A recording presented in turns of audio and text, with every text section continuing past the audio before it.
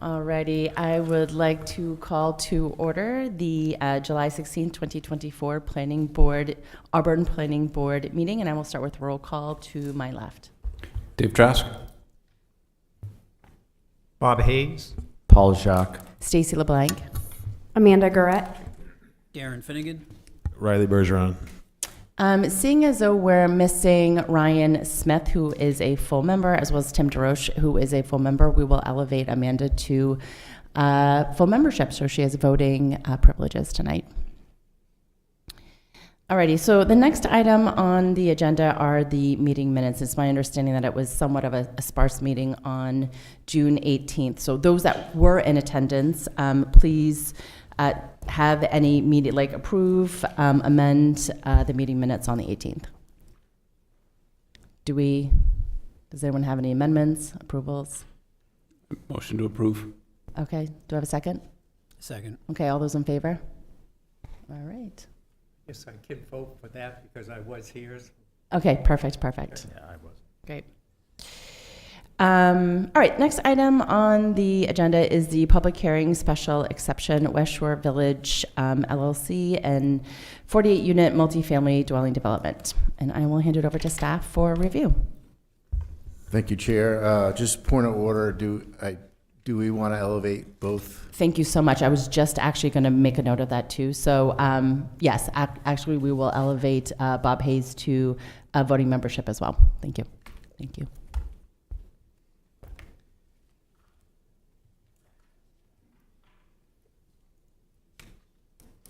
I'll start on the site plan review for West Shore Village, Edelman Drive via Harriman Drive. This is essentially a subdivision that was already approved. The roads coming in, a lot of the infrastructure was already there. There's been if anybody had been to the site, that had been a fair amount of clearing there already. There was a large sewer main that was running through that area.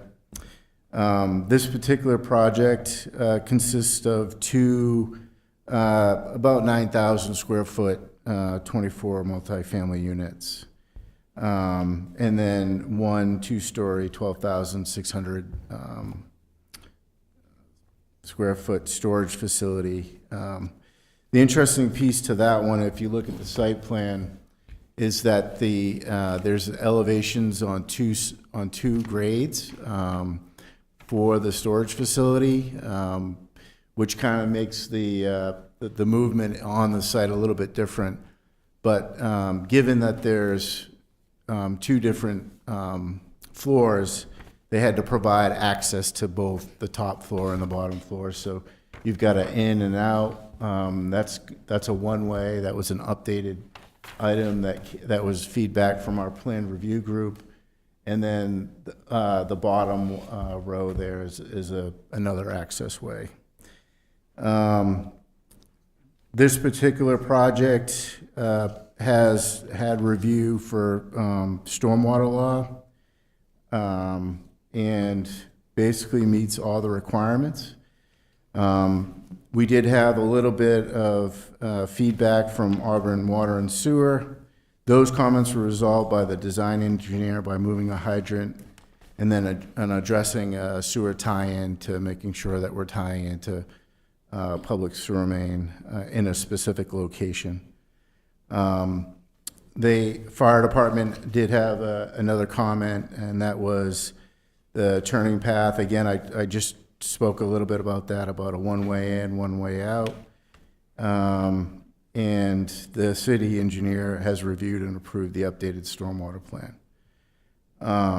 We are recommending, given the size of the project, staff is recommending in the staff report bonding inspection fees to be a condition of the approval.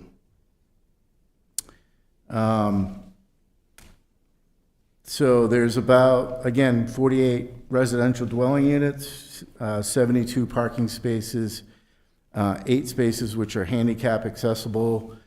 This meets the requirement of our parking requirements at 1.5 spaces per unit. Again, access through Edelman Drive. It's already been built to the self-storage building and will include a one-way 20-foot wide private driveway loop truck access. And there is also 2 parking spaces up there for people dropping things off and bringing things and taking things away from the storage facility. Staff is recommending approval for this project and happy to, answer any questions. We are, just one other note I didn't mention is that there is 2 lots here, and the lots are actually being merged into one lot for a total of 4.10 acres. So I'm happy to answer any additional questions. Any questions for staff? Okay, seeing none, we'll ask the applicant to come forward.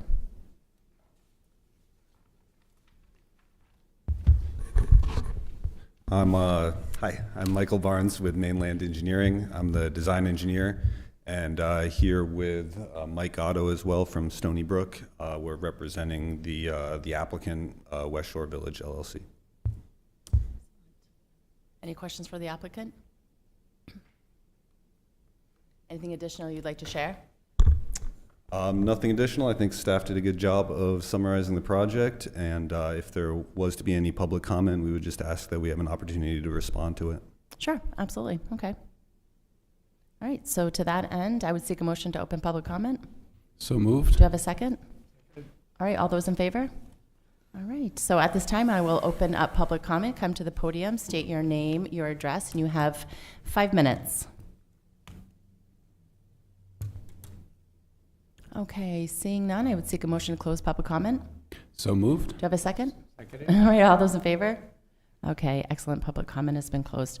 All right, so, all right, this is pretty quick. Any questions for staff? Any discussion from the board around this development?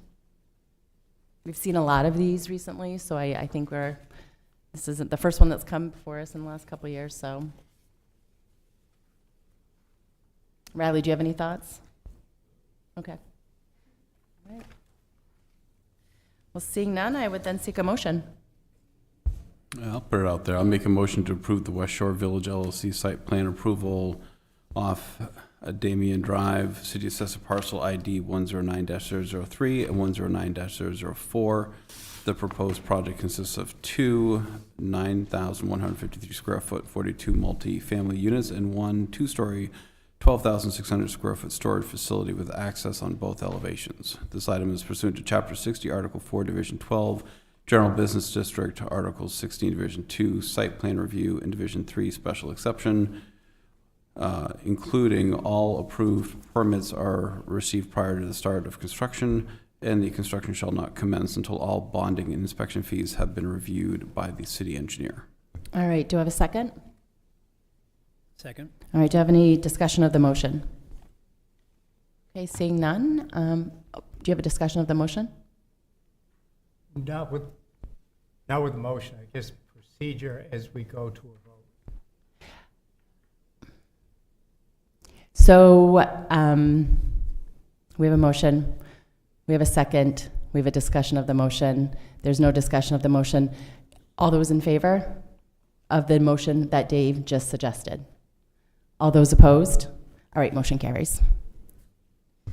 All righty, next item on the agenda is a Excuse me, work. Chair. Yes. I guess I was raising the question because I think later on in the meeting, we were going to look maybe for the opening remarks and with respect to the 2 votes. If we're going to approve something, we have to vote on the findings.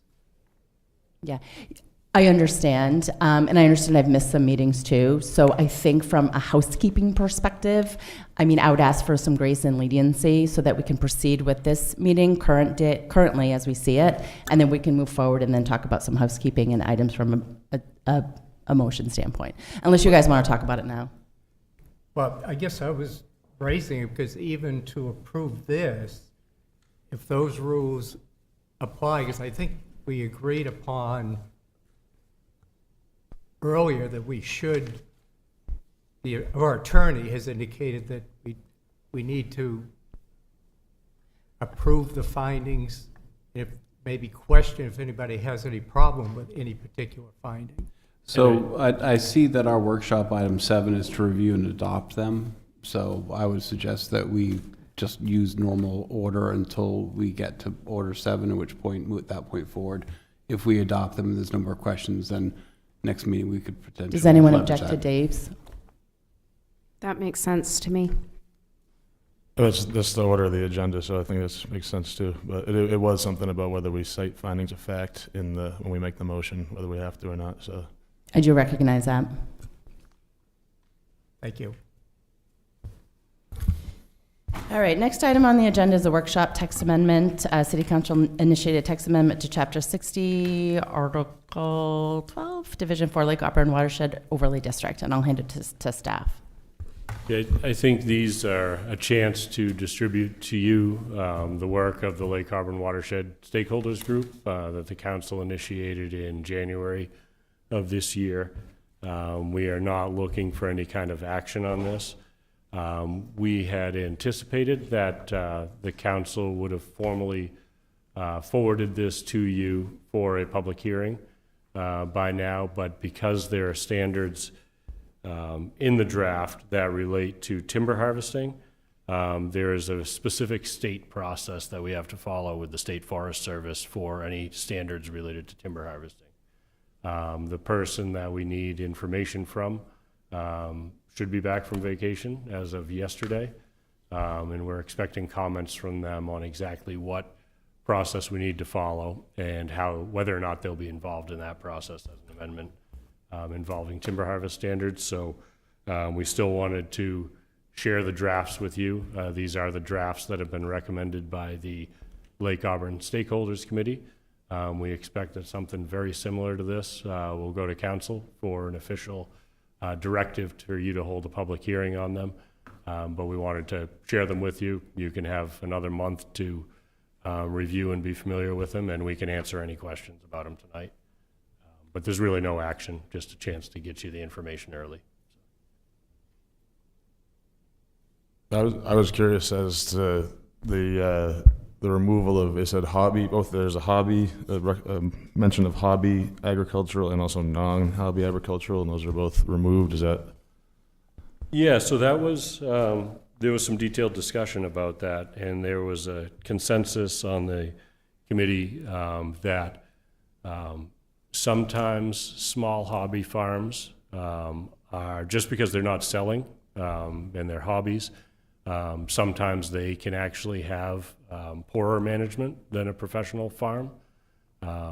They can be at varying scales with different nutrient loadings, and the idea that we were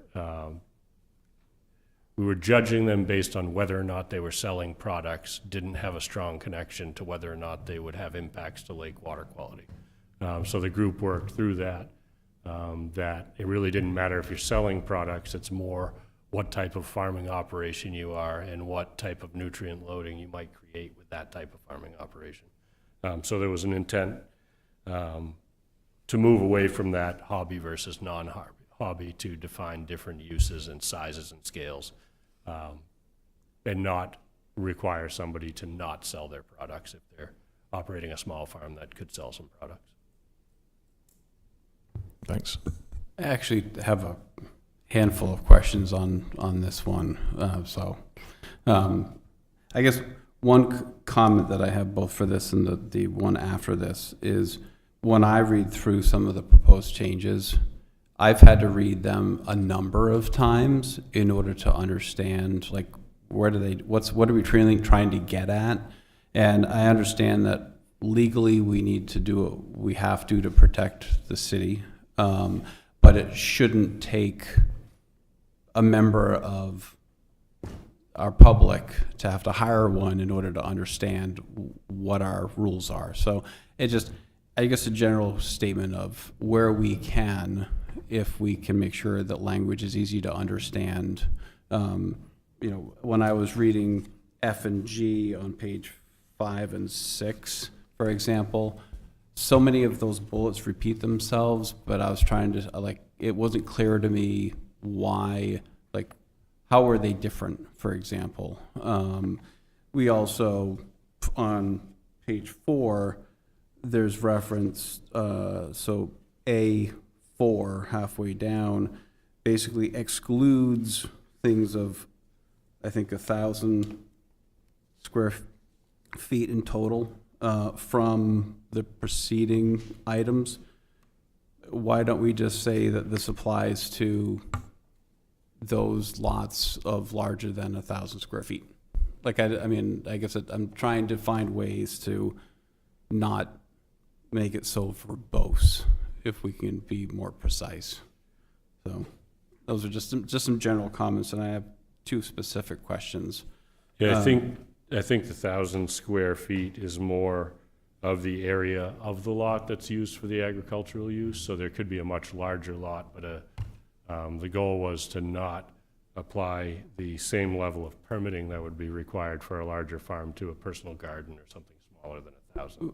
Right, so why don't we just say that it's 1,000, that these apply to 1,000 square feet or more? Okay. Versus having a dedicated paragraph excluding after, I don't know, 9 lines of text to say they're excluded. I don't know, it's just, I'm just trying to find an easier way to That's good feedback. communicate stuff. Yep. That's all. There was reference to 15 animal units for poultry annually per acre. Based on, is that a suggestion? Is that a state recommendation? Is that, where did that 15, why not 10, 20? Any idea? Yeah, there's no magic to the exact number. That was a discussion about how many animal units could land clearly absorb the nutrients from and not have to remove waste from the site. There's no magic exactly to it. There was a lot of debate about that, and that's where they settled. Whether it's 10 or 15, anybody could argue that one, maybe 15 is too many, or maybe it's not enough. Okay. I have 2 other questions, but happy to Sure. let other people Those are go good. or continue. And on page 4A3, we specify no later than June 30th, 2027.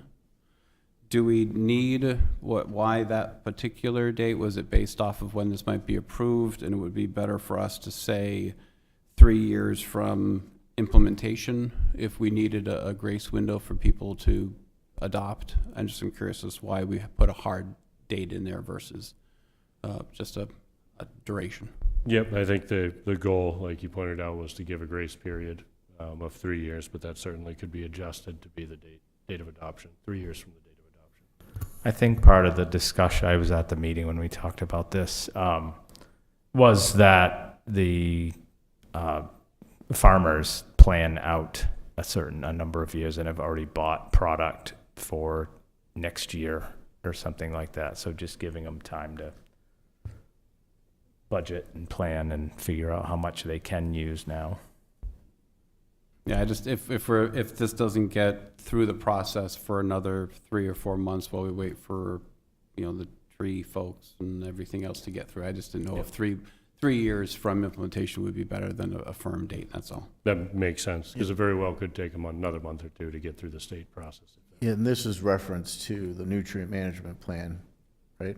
I don't have the text right in front of me, but Yeah, for existing farms to have a just time period. so the public knows this is for a nutrient management plan.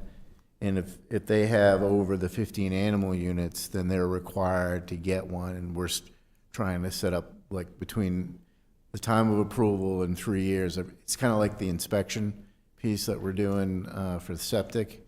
This is just trying to set up a timeline that's reasonable for the farmers to comply to get a solid nutrient management plan. Majority of these can employ the NRCS, just so, again, to kind of add into this discussion a little bit, NRCS would be helping a lot of these farmers provide these nutrient management plans.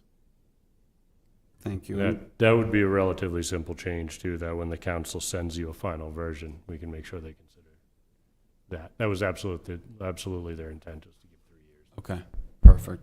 And just last, a general question behind buffers. We mentioned 250-foot buffer on the bottom of page, on the very first page. around, I think around pesticides and everything else, making sure that there's a buffer to protect that from going into the lake. The septic system is a 400-foot buffer, if I recall, at least that's later on page 8. Was there conversation around an equal 400-foot buffer versus a 250, or was anything there? So, there was some discussion about that, but if we think about non-point source pollution and impacts to the lake, we can think that potentially farms could have more of an impact, and so therefore even though the number is lessened than 400 feet, we're picking up a lot more resources. So we did all the NWI wetlands, every tributary. It didn't matter if it came up on a 7.5-minute series map or not. If it came up on any map, there's the resource map. If you guys take a real close look at that resource map, there's a lot of impacts for future farming in the watershed. It's going to be difficult. The existing farms will have to comply with buffers and providing a good nutrient management plan, but they'll be able to do the farming that they're currently doing now. It's not taking anything away, but the new farm going forward, like if someone wants to start a farm after all this is through the ordinance process, through the recommendation of the board, and then going to the council, and then that's approved after the 2 readings, it's going to be very restrictive. That map in front of you guys shows a lot of the restrictive areas. Because there's so many more areas, it actually is more impactful than the 400-foot setback that we have for septic systems. All right, thank you. And just to add a little bit more to that, the 400 feet was something that was already established, that was previously written, and we didn't want to change that for septic systems. So we hadn't really dived into this language for setbacks for nutrient management plans. Thank you. Okay, and that's really good discussion. Thank you, Dave. So just to make sure that we're on the same page, you guys need nothing from the board? We don't need anything, just wanted Okay. you to have a chance to be familiar with it Okay. with some time before Perfect. you're asked to act on it.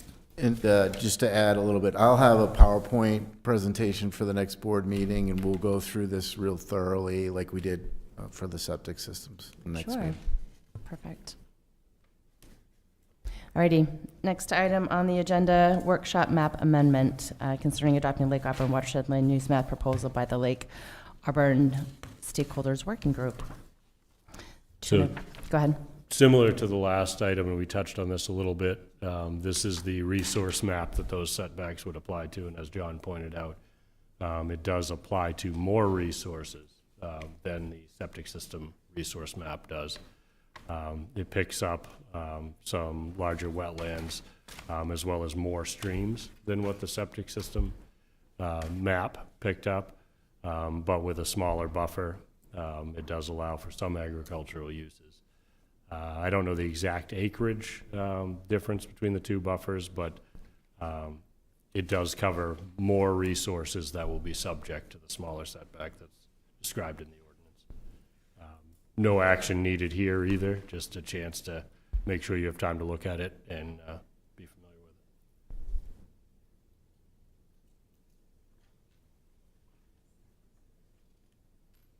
it. All right, everyone's good? Okay. All right, moving on to the next agenda item. Workshop map amendment. The Grace Lawn Pit, from general business to multifamily suburban. So I'll hand this over to staff. So this is a discussion that had started last year as we had adopted the map change and watershed boundary change to change a portion of the pits on Grace Lawn Road from general business, from ag to general business, after we recognized that the groundwater data clearly showed that the area drains away from the pit. So the topography drains inward towards the pit. And then we have the groundwater monitoring data within this area to show that once the water enters the ground, it actually drains away from the lake and not towards the lake. That's not disputed. We had some concerns raised from the public through elected officials that they were worried about some of the commercial uses that are allowed in the general business zoning district. So we had a discussion with the property owner developer. They worked with us to show what areas they might need commercial zoning versus what areas could be residential and still achieve the goals of the project that we had at the time for housing. There was a goal to allow for some commercial uses that serve the residents and potentially beyond, possibly a recreation center, something like that, nothing concrete, nothing firm. And we worked with that property owner and their consultant, Mike Gatto, who's here tonight. And this map was drafted as something that could happen, could still allow for the residential development that was proposed at the time, and might alleviate some of the concerns that the elected officials were bringing to us from constituents. We since learned that the property owner has no current plans to pursue this project, so we don't expect anything in the near term for development proposals at the site. We understand that it'll probably remain an active gravel pit for the foreseeable future, and the city council had asked us to still consider this map with you. There's no action tonight. It's not scheduled for a public hearing, but we saw no reason to delay sharing it with you so you can formulate your thoughts and opinions for the public hearing. And we're happy to take any feedback, but there's probably no changes that we could make between now and the public hearing. Sure. Anyone have any thoughts? Eric, in the upper right corner of the purple, what zone is that? Yeah, that's... Can we zoom out? Is there, yeah, we're not live on the... No, but I can go to GIS. That's not a problem at all. It's suburban residential zoning. I think that covers the community college and some of the residential neighborhoods on that side of the lake. Is it multifamily or just, no? Suburban res No. is currently 1 and 2 family homes. That will change with the adoption of LD 2003 standards. There will be an allowance for up to 4 units on certain lots within the growth zone. So that would be basically a spot zone of multi-suburban only dropped in this area. So it would be the only multifamily suburban. I think what we have for the connection is that it is the same density standard that is referenced in the general business zone. But I could certainly see where it would make sense to, if there's not comfort with that connection, that connection's not strong enough, you could amend the comp plan as well to allow for that, to limit commercial uses. The comp plan in 2010 had further limits on commercial uses within that district, suggested a different district. Comp plan in 2021 was a little looser because of the general business zone all the way around it, and recognizing that it was out of the watershed. But much of that sort of southeastern side, the community college, St. Dom's, and the residential neighborhoods along Turner Street are already in that suburban res zone. I could see if you were trying to have a zoning that's more connected to the existing zone, multifamily suburban is closer to general business than suburban residences because of the higher density in the multifamily housing that's allowed. But parts of the suburban res are in the Lake Auburn watershed. I just wanted to overlay that map. Not a lot of it, but some of it is in the Lake Auburn watershed already. Yeah, and just to be clear, if we're looking at multifamily in the GB, we're actually referring back to the multifamily zoning requirements. So we're looking against those specific items that are in in that zone. I know that Eric had mentioned it, but I just want to make sure that as we go down through, you go down through the tables, and then we're looking at multifamily, it's going to kick you back into this zone anyway. So I think that's important that the public hears that piece. And I think there's, a convincing connection there if we think about it that way. So. And I see that. to be clear, this isn't going to be, this is a workshop for there's not a planned hearing, and that hearing wouldn't be planned unless the landowner decided to pursue development? Or No, I think the city is, by starting this discussion, the city is looking to proactively consider this change ahead of any proposed development. So it would be scheduled for a public hearing in August for the planning board. But we figured we had a chance to give it to you because we received it from the council. And why is the city proposing this change? Because of concerns that the commercial uses would be inappropriate for that area. I think the elected officials have heard from members of the public that that's a concern. We know that the proposal in the past was going to be all residential in the area that is shown. Let me go back to that other map. So in the area that's shown as proposed for multifamily suburban, all of the development that we were anticipating was residential. And as John pointed out, if they proposed residential uses in the GB zone, then it just refers us back to that zone for density calculation setbacks. Aren't there multi-unit families close, like behind some of the car dealerships? Yes, yep. And that's not that far away, correct? It's not that far away. It's out of the watershed, as we've shown that this is as well, but it's not that far away. There is, the other part of this too is that I think it's good proactive planning.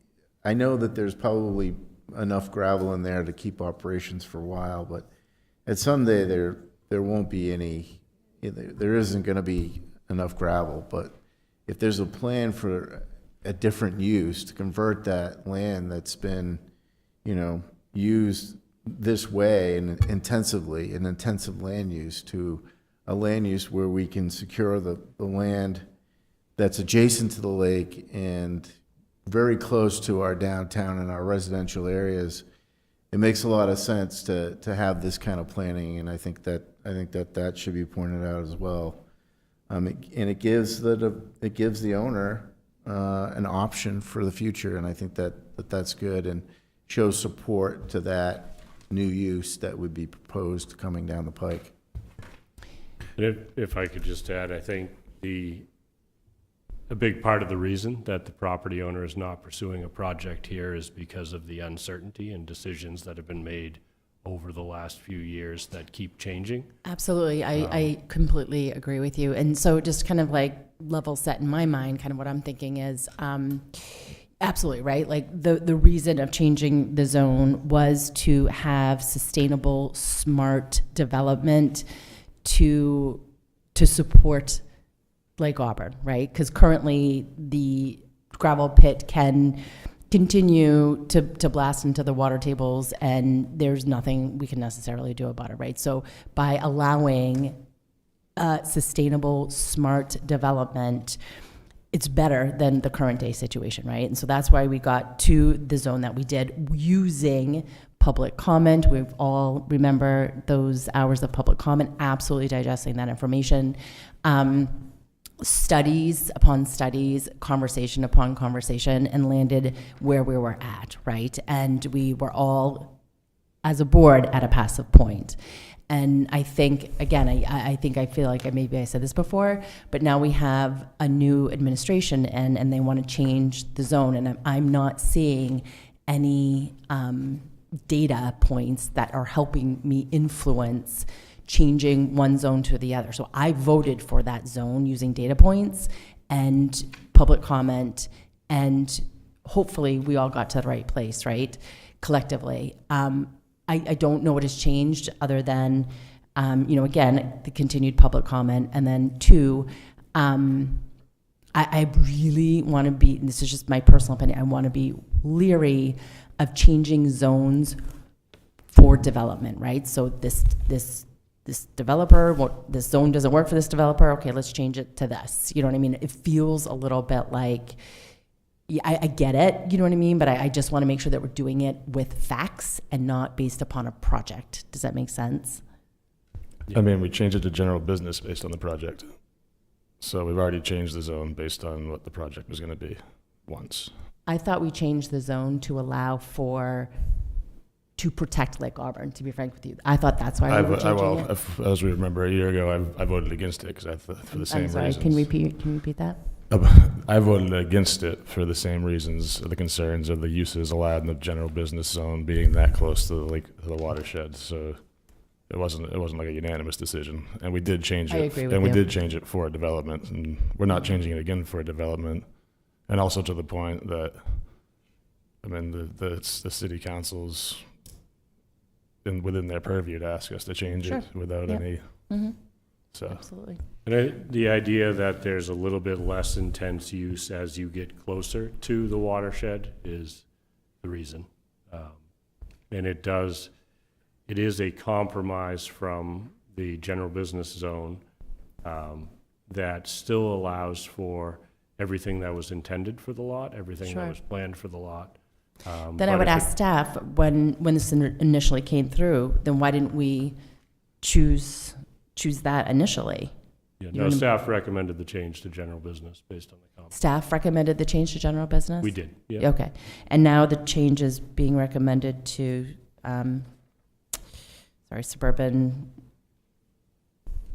suburban, multifamily suburban zone. Is it suburban residential? Sorry. So now you're suggesting something else? Well, it's an in-between that we're being asked to consider, and I think the real value of it is two things: that it still allows for everything that was being proposed and that the comp plan envisioned for that.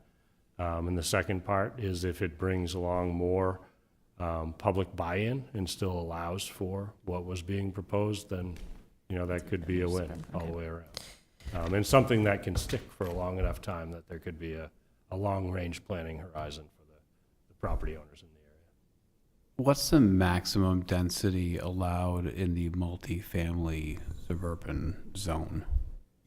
17 units per acre. And that's in the general business zone as well, by specifically referencing back Because to of- that. Correct. Okay. With a maximum height, building height of 45 feet. Thank you. So with changing it to this, we would just be taking out all the special exceptions. Most of the commercial uses as special exceptions. Yep, but it would still allow all the same residential uses and some small commercial uses, but not much in the residential. But the residential development could occur in the same way that was allowed in the general business district. Just eliminates the commercial uses like auto dealerships, gas stations, those larger special exception uses. Would things like daycare or a community center or something specific like that that's kind of designed to support that area and the broader area in general be allowed, or would they have to go up to the road to the general business section? So child care centers or home daycares would still be allowed in the residential. I'm thinking something larger than home daycare. Yep, child care centers can be allowed as a special exception. But it would not allow for, there was discussion about a recreational facility that might include indoor courts or pool or something like that, and that really gets above the maximum of 3,000 square feet for commercial uses under our planned unit development ordinance. You just couldn't accommodate that in the residential zone. So there was an effort to try to preserve that ability. But commercial uses up to 3,000 square feet can be done in the residential portion as part of a planned unit development. And then there are specific uses like child care centers that are already allowed without using the planned unit development standards in the residential zone. So I guess my thing would be, if there was a pool or a court offered for residents of these new homes that are put in, wouldn't that be an incentive for people to move to Auburn and this area? Yeah, absolutely, and we had those conversations with the property owner as well, and that is the idea that if we kept that upper level near Grace Lawn available for those larger uses, then it could sort of be the best of both worlds. People could be comfortable that there wouldn't be large commercial uses like auto dealerships or gas stations between there and the lake within the residential zone, but they could still be on the site. But I guess I don't foresee a gas station being approved. No, I don't either, but So changing it, I guess, I don't know. Anything that would be big, like a gas station, you would still need a special permit and you would have to approve it. And then we're taking away things that would be an incentive for people to move to the area for a zone that we already changed. yeah, and they're still allowed on the site, just not in not, if this passed, they would have to be in the area to remain GB on the map and not in the rest of the site. But then the 3,000 square foot or less facilities could be mixed throughout the residential neighborhood. Thank you. Actually, right now, we're changing, or suggesting changing general business to multifamily, correct? Correct. So looking at our ordinance, general business district permits residential dwelling, grocery stores and supermarkets, clothing stores, furniture stores, department stores, specialty shops, hotels and motels, funeral homes and mortuaries, child care and care centers, medical and dental clinics, wholesale bakeries, retail laundries and dry cleaners, but not plants, banks, business and professional offices, public transportation, passenger offices, government offices, municipal, civic, public service, warehouses, wholesale offices, sales rooms and showrooms, restaurants, bars, dining rooms, lunchrooms, halls, private clubs, lodges, bowling alleys, ice and roller skating, animal hospitals and pet shops, business equipment repair, radio and television studios, printing shops, retail service, office, commercial uses similar to the foregoing, car washes, accessory uses, building and structures, shelters for abused persons, greenhouses and lawn maintenance services, temporary outdoor places of amusement, churches and temples, adult use and medical marijuana stores, marijuana cultivation accessory, and then going on to special exceptions, automobile filling stations, automobile repair, automobile marine sales. So I think we all need to look at the uses that are permitted and also special exceptions within the general business. And I think go back and I'd ask how many special exceptions have been denied in certain zones. Sir, with all due respect, over the last couple of years, we as a collective board did review all of that, and we landed at the decision which we did. So What he's saying, though, is that we don't deny special exceptions very often. No. All I'm saying is I just... saying that a gas station is going to come before us as a special exception doesn't mean it's necessarily going to be denied, especially if it checks all the boxes. We actually can't deny it. All I want to say is just for the record that the board, and thank you for reading that off, I just want to say for the record, the board knew that when they made the decision. I'm just saying that. So Madam Chairman, I would remind you that the public felt, and I was part of that public, that it was rushed through. And I was one that suggested, I would still suggest that maybe multifamily is not the only zone that we could consider. And I did suggest that, I think that we have rushed. The board did adopt this 4.2B, spread it across the city, many, many acres, thousands of acres. And I think that actually this is an area that could be considered under form-based planning. And in my mind should be, or maybe for planned unit development, because it gives some latitude for the city and a developer And I'm glad to see that the city, has worked with the developer in this case, and it's gotten kind of their endorsement for this change, as I'm understanding that at least. Yeah, this was a map when we were still talking about the project that was acceptable to the developer. So then I would ask, so to your point, you're right, like, so there was a lot of feedback about pushing things through, so let's not push this through, and let's ask for data points as to why we're changing what we originally agreed to. Like, what are the data points apart from public comment and, so what are the data points? Madam Chair, I fully agree, and that's why I think it's before us now to give us an idea that this is coming forth, and there's already been some discussion between the planning staff, and I'm assuming the developer, and that we do need to consider it thoroughly, and maybe it's not the only approach that multifamily may not be the only approach. But I think considering this area for the general business, recognizing what could be, I think it is inappropriate.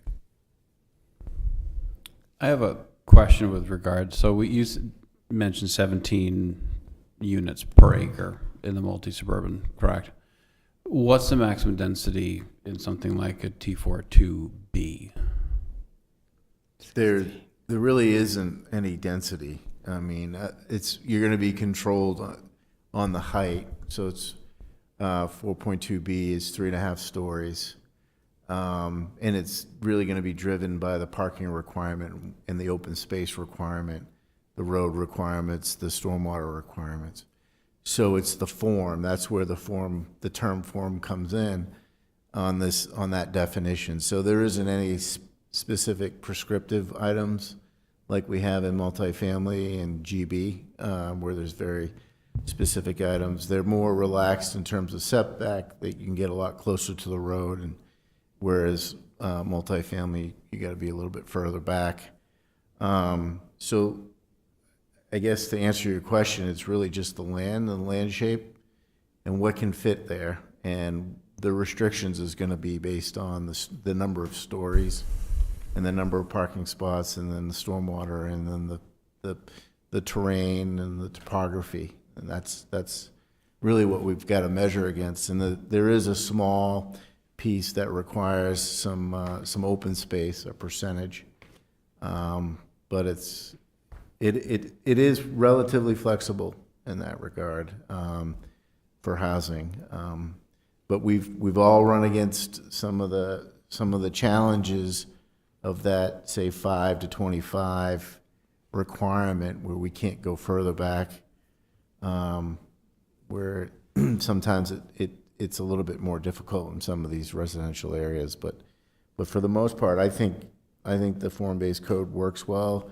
It allows a lot of flexibility in the city, and it really, we have to say this often, and I'll just repeat what Eric says, but from the comp plan perspective, we look at the center of the city, and we really want to emphasize the development in the center of the city and grow that outward. And I think that the planning board has done a fantastic job leading that for the last 3 or 4 years, doing that. And it really, if you think about city services and allowing for that development not to happen in those rural areas, it really makes a lot of sense because of the land size and the land mass of the city of Auburn and the cost it would be to the taxpayers. So it's really, it's good planning, and we think about a growth area and an area that we want to change. There may be some debate, where do we land, or what's the new comp plan going to say, or where are we going to have the opportunity to do now, but this is pretty close to the core of the city, and it's where a lot of these city services are already available. So it makes sense for some growth here. Yeah, I mean, I guess for me, where I landed, which is why I agreed that when we voted, was that given the density potential of some of the other zones, that was a concern of mine, the extension of general business from what's already there, and the fact that the density potential for the multifamily suburban that came with general business allowed us that opportunity to encourage growth, but not have, I mean, I wouldn't say unlimited growth, but obviously there are limits, but it just was a good balance. And I don't have any argument to change based on any data point where we've already been. So I'm glad we're having this discussion, because again, I think there are other options as well. You know, we do have in our ordinance, plan unit development, either rural, recreation, residential, commercial, or industrial. And I think that even gives, in my mind, some greater flexibility to actually for the city to work with a developer. Because how does a plan unit development project work? Or do we zone an area specifically for plan unit development?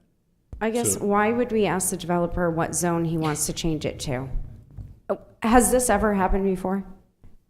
Well, we didn't ask the developer what zone they wanted to change it to. I think Bob is suggesting that. Right.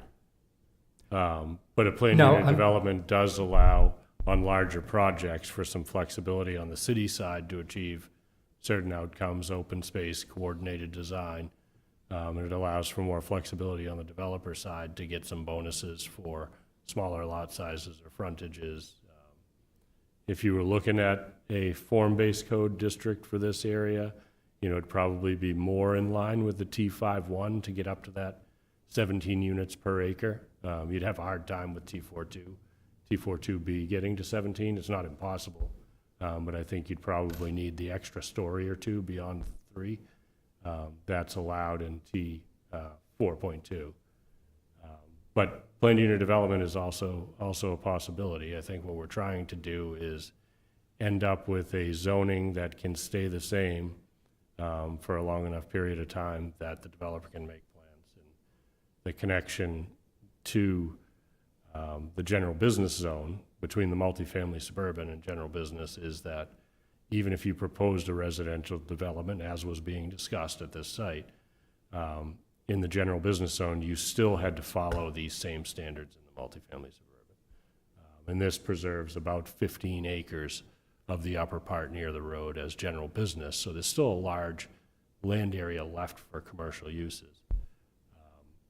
That's really the only connection, I think, to make the multifamily suburban connection back through the zoning to the comp plan is because they're already using the same standard for all residential uses. I think if we looked at a completely new zoning district that didn't exist in the area, then we'd really have to go back and take a look at the comp plan and make an adjustment there as well. And again, I think there is reasoning for this change, because we are in a gradual transition from our heavier public utility use of the property across the street to general business, then into residential, as opposed to opening the whole area to general business and the long list of possible uses that the entire area could be put to use. Yeah, it's that transition between the higher intensity that I think was attractive about this map. Yeah, and I think, I understand, and I'm hearing some concerns about the GB and some of the uses.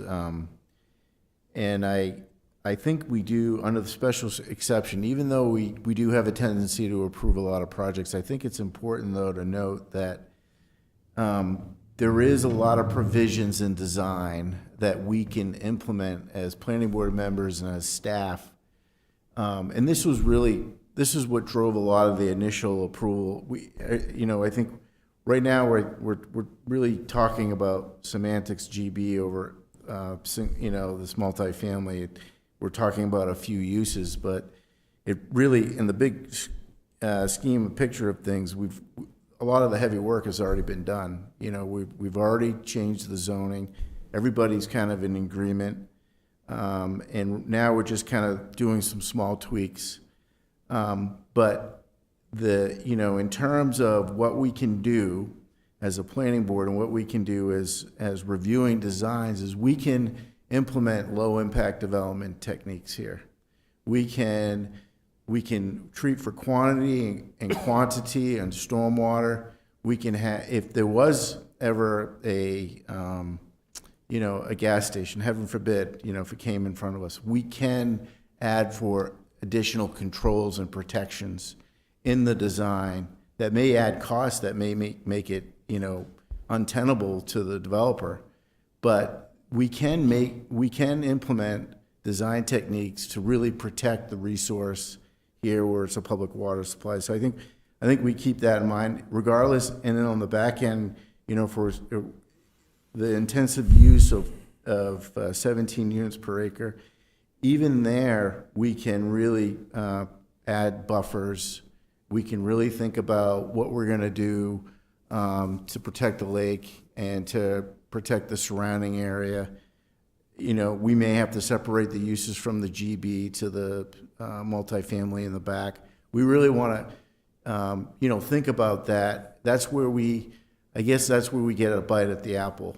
That's where the planning board will have a bite at the apple and really be part of the process and I think in the design. I think this is where really we're going to make a lot of headway in terms of making the most impactful thing, the bigger conversation for the lake or for what works for the surrounding area and how is the traffic going to impact, how is this development going to impact traffic. Those are the questions that we're going to have to answer no matter what. And that's all coming back to the planning board. And I think we answer those questions then. We don't know what they're going to, no one knows what they're going to do. But I think that this is a good step forward. And it's good planning, and I like the debate, but for me, it doesn't seem like I don't know if it's going to move the pendulum a lot in terms of impact. So I guess one question. So for city staff, have you talked with the developer about changing the zoning to look like this map? Yeah, they provided this graphic for us as something that could work. We talked about different areas that might need to be used for commercial.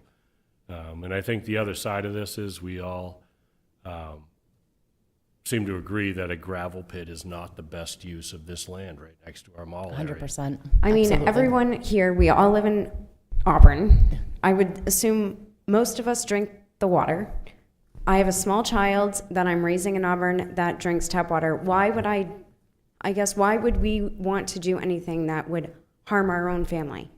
I don't think anybody here does. I know that they don't.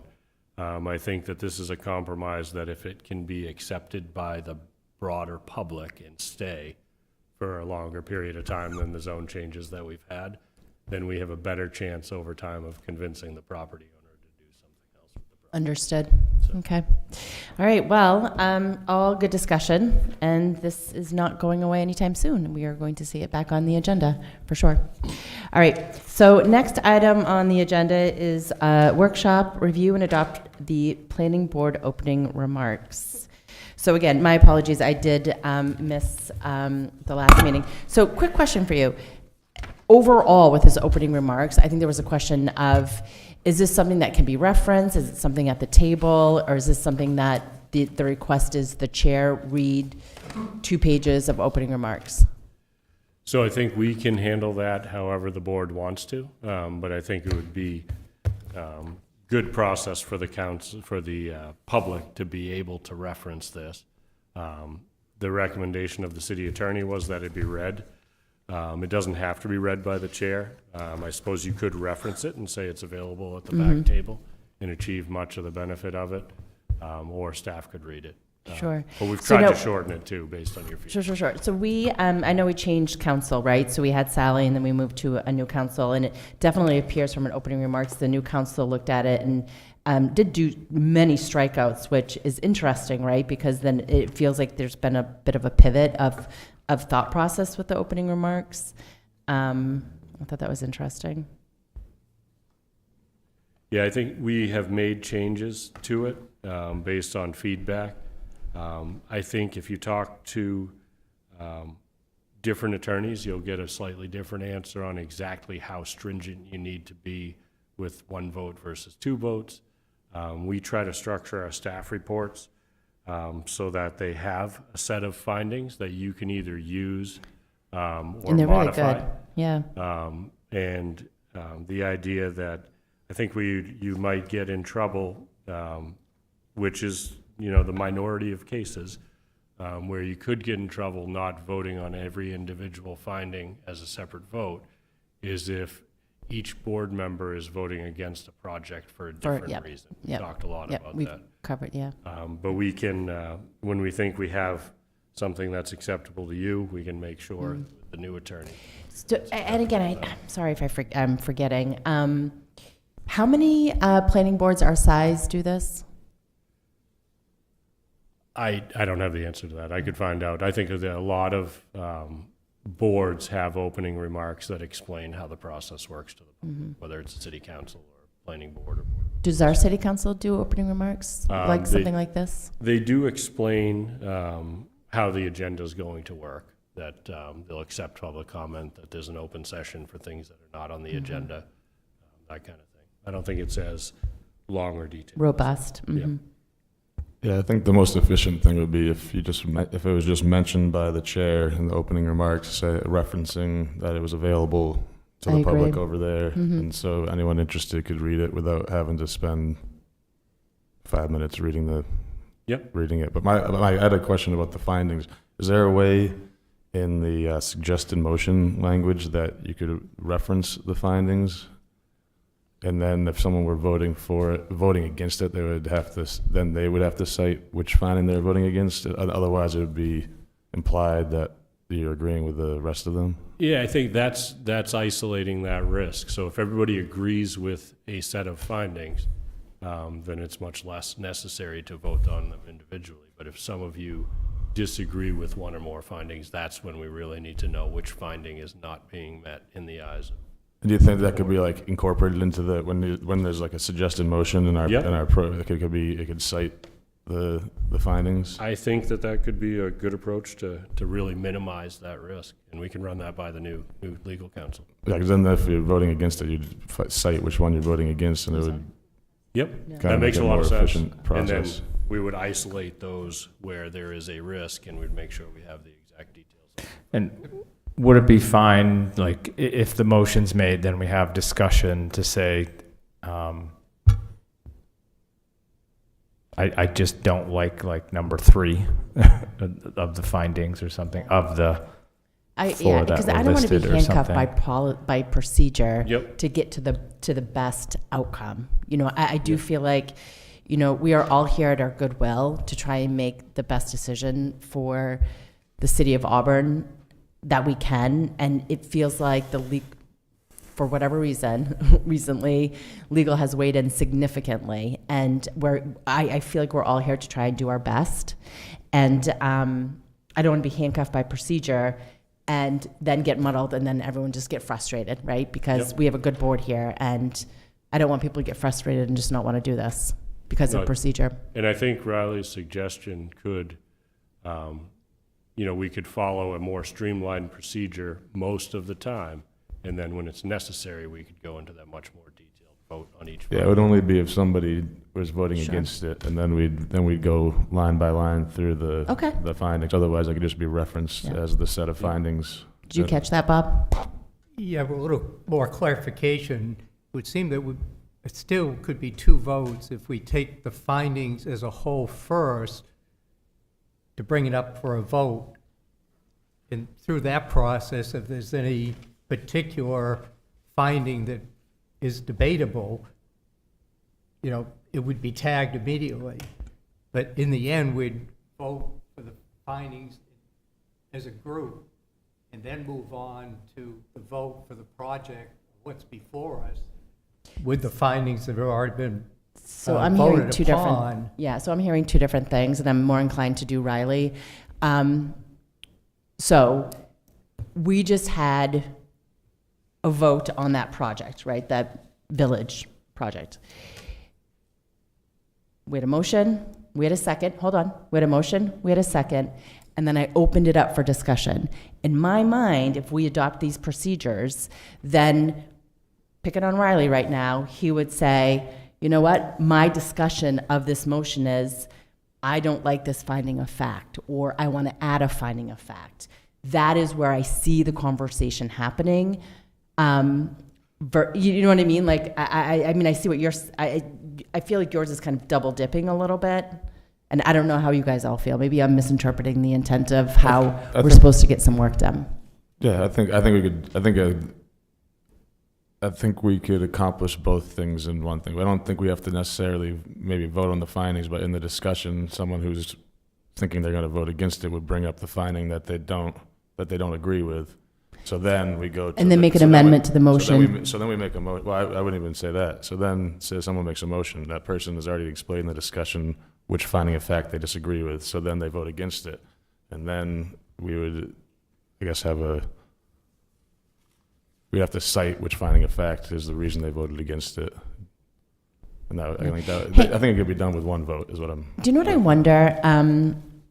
I know this is a workshop. Have we ever done like a training, right? Because I feel like I'd like to really, like, as a group, kind of have like a little bit of training and saying like, okay, like with just this one topic, right? So I think we're all trying to conceptualize what this would look like in practice. And I feel like until it happens, it's going to get ugly and muddy, right? Yeah, we can lay that out clearly too. We did have a training in March. A training on exactly how to vote, right? Like that scenario that Riley just brought forth. Like, like this. I'm conceptually I'm understanding it, but I think in practicality and application, I think we've got. Maybe I'm the only one. No, I think if this had come up as an issue before, I probably would have asked in March for clarification on it. But we hadn't started using findings of fact yet, or they hadn't started being included in our packets. So now that they are, it sounds like if we're going to cite them, then we'd have to either agree with all of them or specifically say which one not. But exactly. So if I could just maybe add a little bit to the discussion. So if there was something that you were disagreeing with, you would want to reference the Chapter 60 Article 16 Division 2.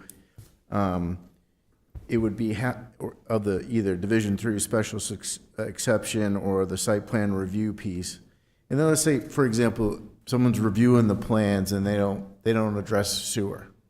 So they would address the reason for the negative recommendation is Chapter 60, Article 16, Division 3, Special Exception, Section 5. They haven't provided reasonable provisions to address sewer on the site. Mm-hmm. So that's just one example. I guess getting at your point. No, I actually do. I do appreciate the fact that it shouldn't be like an all or nothing, right? So like if Riley's in favor of a project, but there's one finding of fact that would make him vote no for it. Like let's get over that hurdle 100%. Like I'm totally on board with that.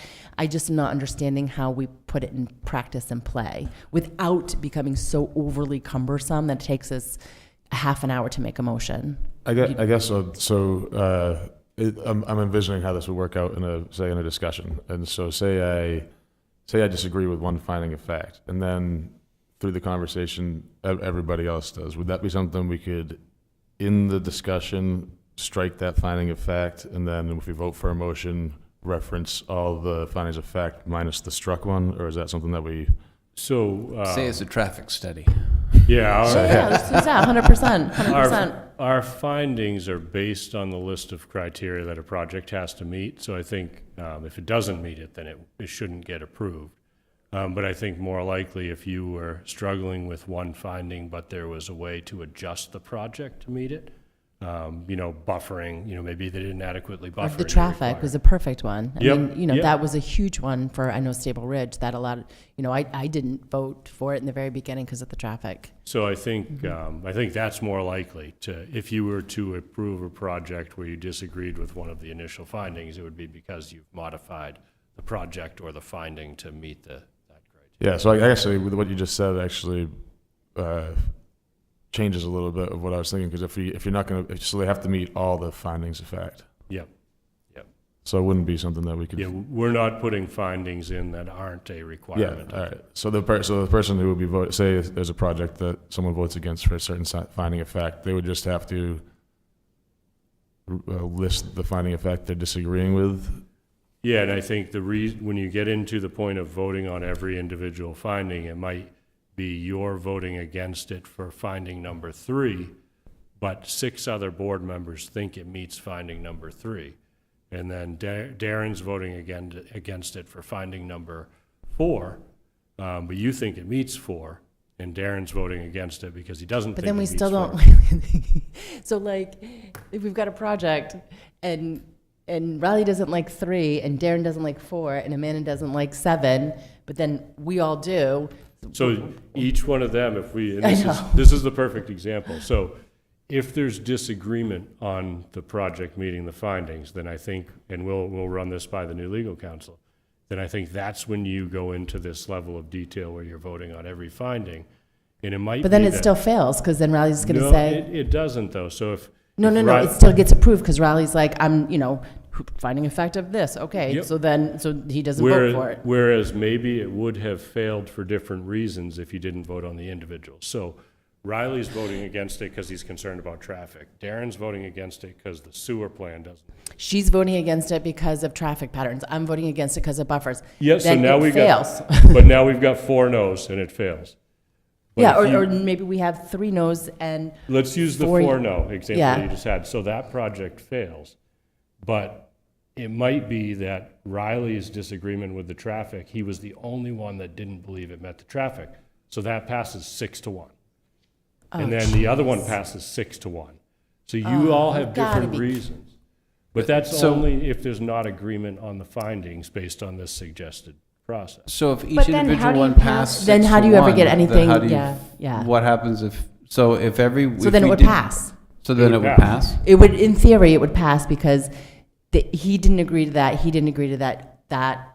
So he didn't like So traffic. it would Darren pass. didn't like sewer. But yeah, or you. So it has to be unanimous, one finding of fact that the whole board has to, that 4 of us have to agree on, the one finding of fact to actually fail a project. Yes. The majority. Yep, the majority of the board. But aren't we Yeah. looking at it as a whole project and not as individual I- things? I You- would think so. It has to meet every finding. And also, I'd have enough faith in the staff that they're not going to bring us something that has 4 findings of fact that we all disagree with, so their findings of No, but fact are not. it has to meet every finding. And the only way to know if there's disagreement about the findings, the only way to know why each board member believes that project doesn't meet the standard, and the only way to tell the developer what they need to change. Sure, and that's through is the to vote discussion, on like, the so individual. to the point, like, when we did Stable Ridge, I was vocal about the traffic, so I was like, I think I said, I am not voting for this because of the traffic, I didn't have to vote on it, and then ultimately it would have gone, you know what I mean, like that's where, And I think if there were 3 other board members that had different concerns with the project and it failed, that's where. that project would have passed in the very beginning, because if we had different opinions on different, So I have a question. What if we said who is in favor and you raise your hand, and then who is not in favor and they raise their hand, and when you raise your hand for denying it, you state A, B, C, D. That's what we're talking about, I think, with Riley's. but then we have to go voting. line by line. And by then we line. go finding by finding to determine. Well, why if it can't you passed. just, when I say deny on, and then you say, when it gets to my turn, you say, Amanda, what did you say? And I said B, and Darren says C, and Riley says A, and then we look at the 3 people that said no, and it was all different things, so it's an automatic pass. It's an automatic And pass. that probably would have come up in the discussion, though, before we got to the vote, Okay. if the 3 of Just- us had 3 different things. A question, in the past, when a motion has been passed, when are the findings, have the findings been voted on in the past? The Have the they- findings are did just they- recently included in our packets. As a staff report, they're included in the staff report. The So answer is no. if you disagree with them, then you would have to either change them or modify. But they've not been individually. Okay, so in no minutes, when it's reported that such and such has been passed based upon findings, it's never been, No, it is, and it's because they're referenced in the motion from the staff report, or they're modified by the board. okay. However, what we voted on earlier, suggested motion, Yep, and I think it was read verbatim, and it was seconded, and we voted. No, we had, and then I said, did we have discussion? And there was no discussion. That's not the issue. The issue is the motion itself has to reference something. Based on the suggested findings of fact. Right. We did not do that tonight. You Is didn't that- mention the suggested findings of fact. We did. David read the suggested findings of fact. I read the suggested motion. Yeah, the suggested verbatim. motion doesn't reference the findings of fact. No, that's- No, and it should. Yeah. No. So, Bob, here, Which is- this is what we're saying, right? So, Okay, Madam Chair, I We're- fully understand that, I was just trying to clarify that actually we tonight did not. Yes, we did. In fact, in the motion, there was no reference to the, What Derek read did not reference the findings of fact. It was a suggested motion. And what I said when we started this Oh, the findings. workshop was saying that the wording in that suggested motion should say, citing the findings of fact going forward. So then it's all one piece. And if there's no disagreement, we act like we have And what before. we're looking to do is more formalize that process so we Yeah, can be and then consistent. our process wouldn't change at all as long as that wording in the suggested motion referenced the findings of fact. Then we unless there was a disagreement, we'd carry on like we have been. so there are 9 findings of facts. So you want us to vote on, and this was an easy project. This was and you want us to vote on No, only all? only if someone disagrees with one will we vote on all of them. Otherwise, we proceed as we normally do. Yeah, if there's If disagreement. we proceed like we did If there's like, disagreement, say, then we have last to month or go. the month before. He just said if there's disagreement, we have to go line by line by line Yeah. by line. That's what I'm saying too. Yeah. But what I'm saying is, if there's no disagreement and the suggested motion references those facts, then our meetings don't change at all. And then what I'm saying is, if you disagree with 1 finding of fact, he disagrees with 2, you disagree with 3, I disagree with 4. Again, I don't think that's a real likely scenario. There's I'm gonna be sorry? I don't know if there's going to be a scenario where there's 4 findings of fact that we have separate ones we disagree with. Individually disagree. Yeah, I mean these are Well, findings I don't of want fact. to. I don't want to guess that it won't happen. I mean, there's a lot that has happened. So, and that means it can still pass. Yes, yeah. It if would you're still pass. disagreeing. It'll still pass. But what Riley's suggesting, though, is we had the extreme conservative recommendation from our legal counsel that in every case, we would vote on. And you just said every- extreme. In every case, we would vote on every finding for every project individually. That is the most conservative view you can have. I think, and we'll run it by our current counsel, that the suggestion that Riley had where we reference the finding of fact, if there's disagreement that the project meets or doesn't meet, then we would go back to the individual findings and have a vote. But otherwise, the board as a group would adopt the entire set of findings of fact in one vote and approve the project. and might the chair when it comes back to the council and you're asking So for this discussion. doesn't go back to the council. Oh, comes back to the board Okay. for discussion, maybe lead into and saying, based upon what the staff has presented for the facts, findings, are there any findings that should be noted that there may be some issues with? I And feel like that should lead have- into the discussion. Sure. I feel like, And Yeah, sure. focus upon what the staff has presented and ask the question, are there anything before us, particularly in the facts, the findings? Anybody have a question? so I feel like, and maybe I'm just going to verbalize this for everybody, and maybe I'm misinterpreting how these meetings are to be run. So, I open it up, I say a little blurb, I hand it to staff.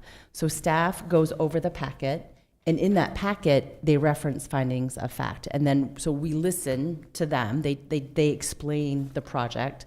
And then at that point in time, I pause and I say, does anyone have any questions for staff?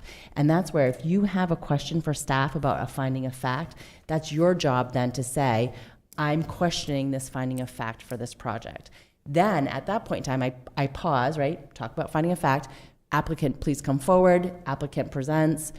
Then you can ask the applicant about a finding of fact. And then applicant sits down, we have public comment. They bring great information.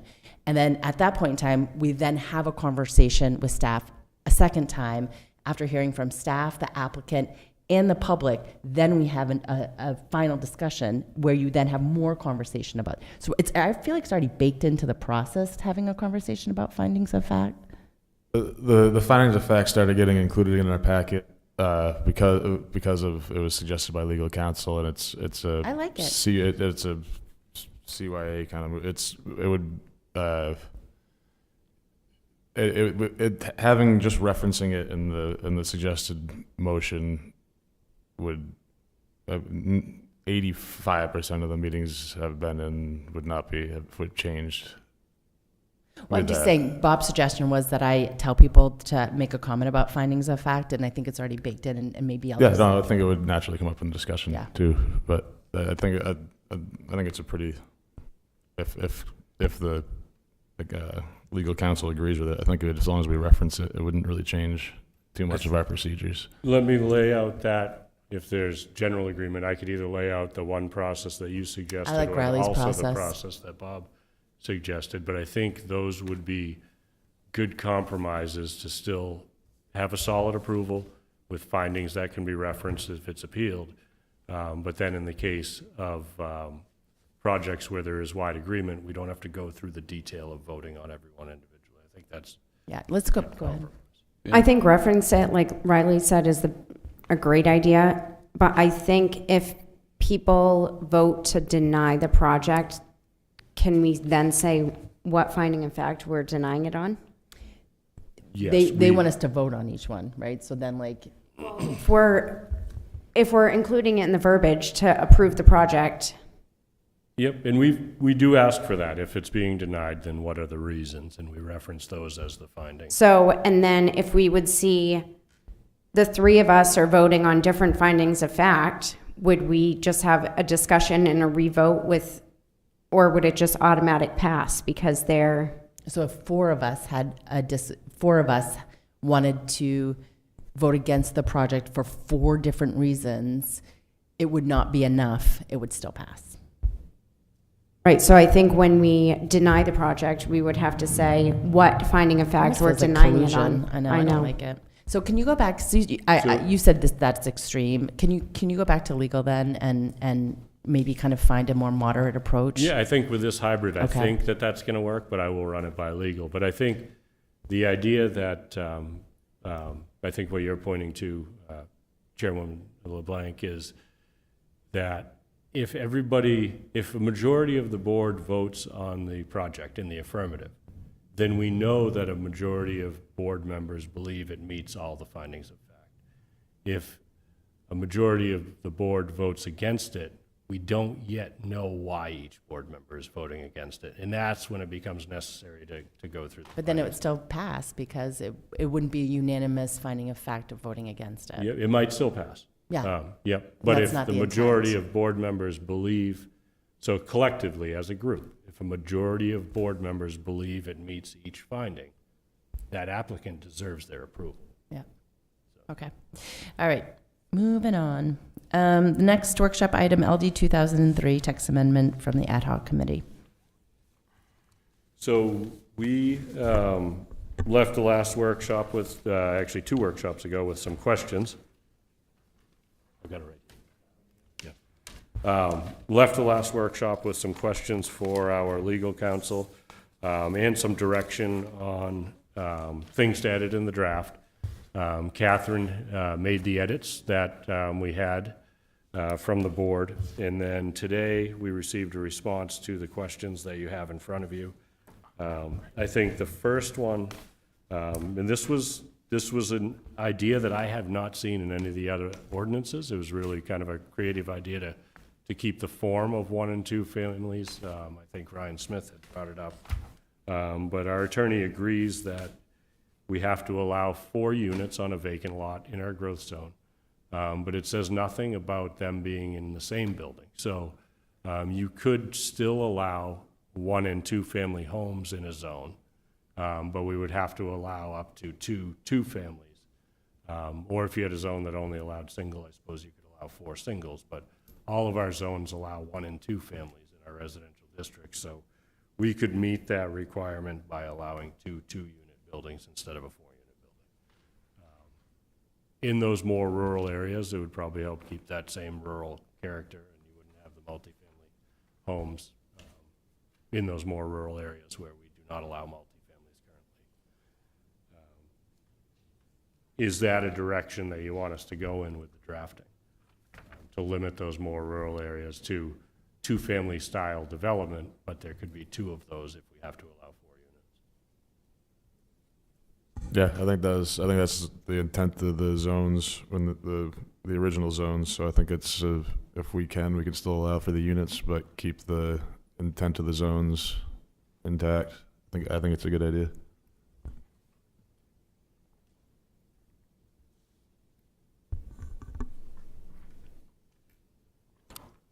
Is that in growth areas that are still like rural residential and? Yeah, so any of our form-based code districts already allow multifamily style housing, so it wouldn't impact those the way that we had talked about it. It would be that urban res, suburban res, rural res, and LDCR, where we don't currently allow multifamily style housing, just 1 and 2 families. It would just be staying with the zones that we have now as far as the type of building on it, but still allow for the density to increase. So I think it checks both boxes.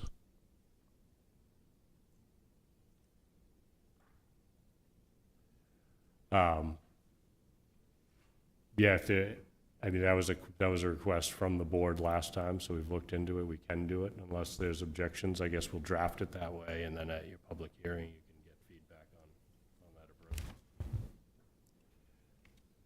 approach. The second one was, can we make the ordinance retroactive to January 1, 2024? City attorney said that's consistent with the statute and sees no reason why we can't do that. So I think it makes sense to ensure that we are providing the permissions that were expected of us January 1st for different lots. And then we had direction from the board to try to reduce the number of repetitive references. The city attorney is suggesting that we could go a little further than that and recommends that we reference compliance with state law. And that allows us to not, if they change the section numbering or something like that, we don't have to go back and change the ordinance every time. Staff recommends that we go ahead and do that if the board's comfortable. And I think that those were the last list of questions that we had not addressed, but we'll take any other feedback as well on the draft that was given to you if there's more. It's a lot of work to get to this point where we think we've hit every reference that we need to comply. Just one proofreading thing on page 2, accessory structure or building means, if we're striking uninhabited, and should be an A. I know it's a nit, but if you're looking for making sure we've got corrections in here. Thank you. This is what happens when you go for a master's degree.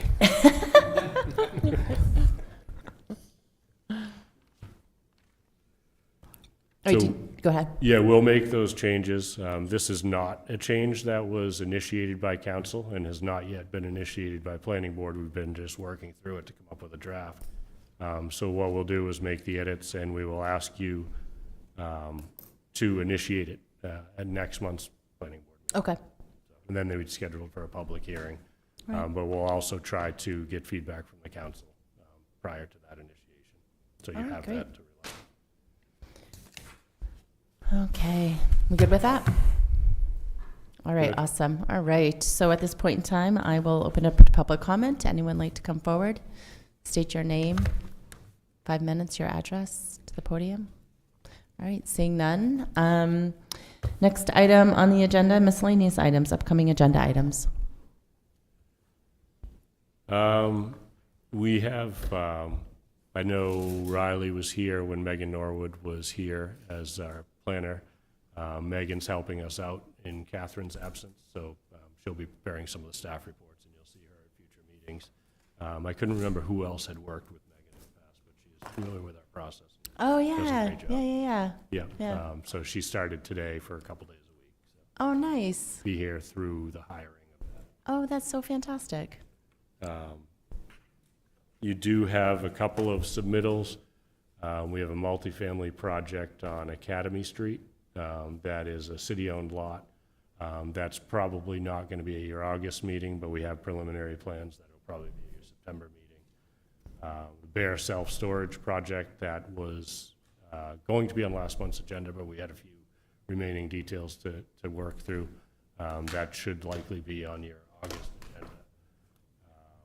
And there is a subdivision on South Witham, or Witham and Broad Streets that will most likely be on your August. Nice. It's been a while since we've seen a subdivision, right? Is that August? Potentially a group home or Okay. boarding house on Marion Drive as well. Okay. All right. All right, nothing else? I'd seek a motion to adjourn. So moved. Do you have a second? All right, Second. all those in favor? All right, excellent. Have a good night, everybody. Thank you.